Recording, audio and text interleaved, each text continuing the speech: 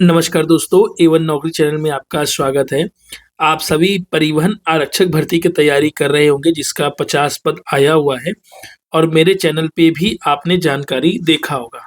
अभी जो स्क्रीन पर देख रहे हैं वो बोनस अंक का है।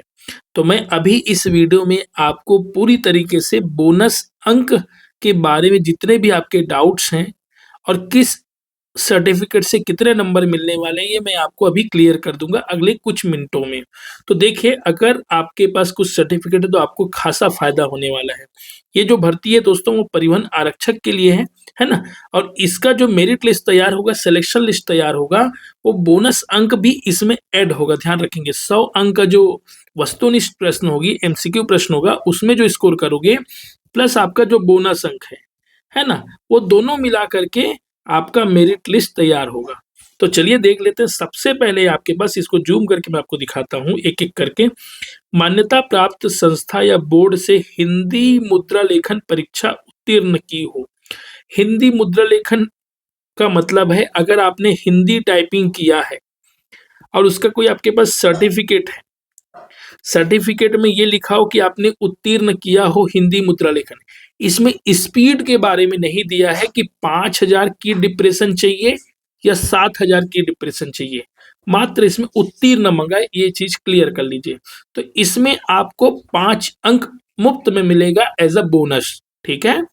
दूसरा देखिए, सेम चीज है मान्यता प्राप्त संस्था से अंग्रेजी विषय में। पहले था हिंदी विषय में और दूसरा था अंग्रेजी विषय में।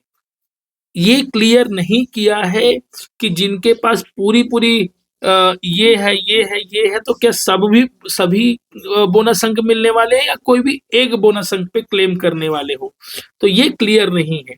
तो शायद ये दोनों अगर जिन्होंने किया होगा तो उसको 5 अंक और मिल जाएंगे, या ये किया है तो एक तो मिलेगा ही मिलेगा, और शायद ये भी किया है तो शायद दोनों मिल जाए, 10 अंक भी मिल सकता है। अभी फिलहाल विभाग के द्वारा क्लियर किया नहीं गया है, मैं ये भी बात बता दूं आपको। तो दोनों टाइपिंग से रिलेटेड डाउट क्लियर हो गए जिसमें आप लोग को 5-5 अंक मिलने वाले हैं।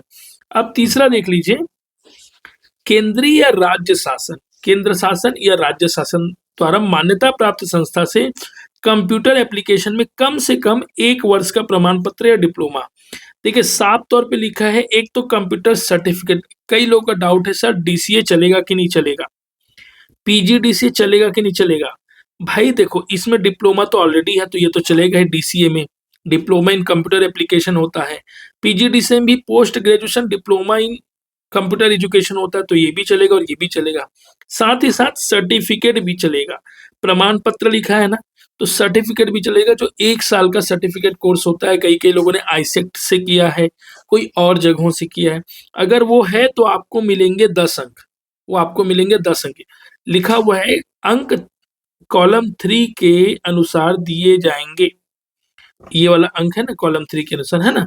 साथ ही निर्धारित अवधि से अधिक अथवा उच्च योग्यता होने पर भी अंक दिए जाएंगे। जितनी निर्धारित की गई है उससे ज्यादा अगर योग्यता रखते हैं तो शायद और अंक मिलेगा, लेकिन क्लियर नहीं किया है। लेकिन मिनिमम तो 10 नंबर आपको मिलने वाला है अगर आपके पास कोई सर्टिफिकेट है।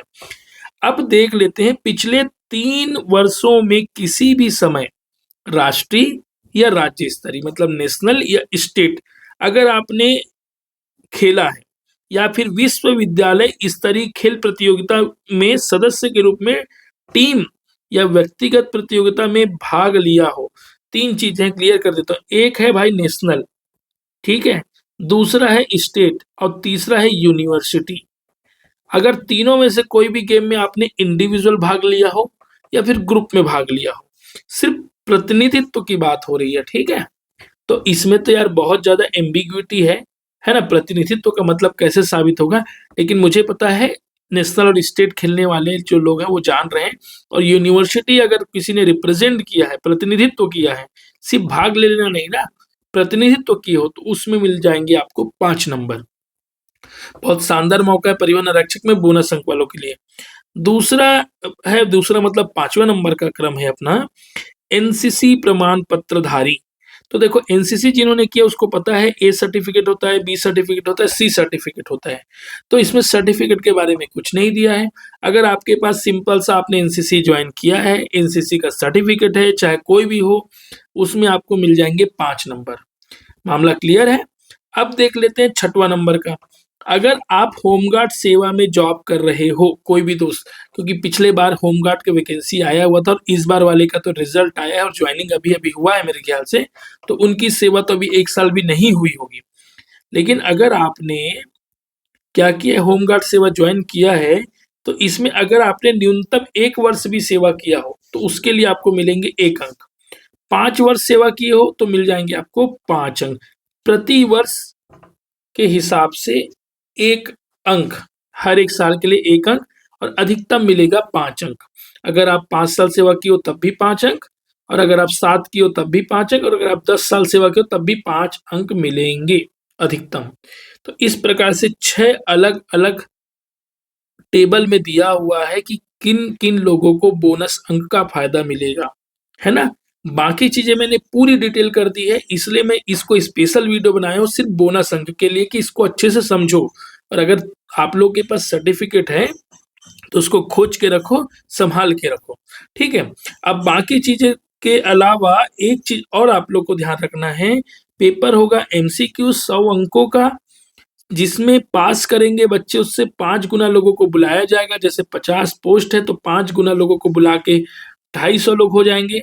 250 लोगों का हाइट नापा जाएगा, चेस्ट नापा जाएगा, फिजिकल मेजरमेंट में बता दिया हूँ, चेस्ट नापा जाएगा। जिसमें ये पास होंगे उन्हीं लोगों को बोनस अंक का सर्टिफिकेट भी देखा जाएगा अगर किसी का है, और किसी का है तो उसमें जितना नंबर लाए रहोगे भाई उसमें 5 या 10 जितना भी बोनस मिला वो जोड़ा जाएगा, और अंतिम में मेरिट लिस्ट तैयार होगा। जिसका नाम मेरिट लिस्ट में होगा उसका चयन हो जाएगा परिवहन आरक्षक के रूप में, और आप जो है किसी का भी गाड़ी रोकने के पावर में आ जाओगे। इसी के साथ मेरा यह बोनस अंक के बारे में जानकारी अच्छा लगा हो तो लाइक शेयर सब्सक्राइब करो, क्योंकि भाई इसमें डल नहीं करना है, ठीक है। Thank you so much.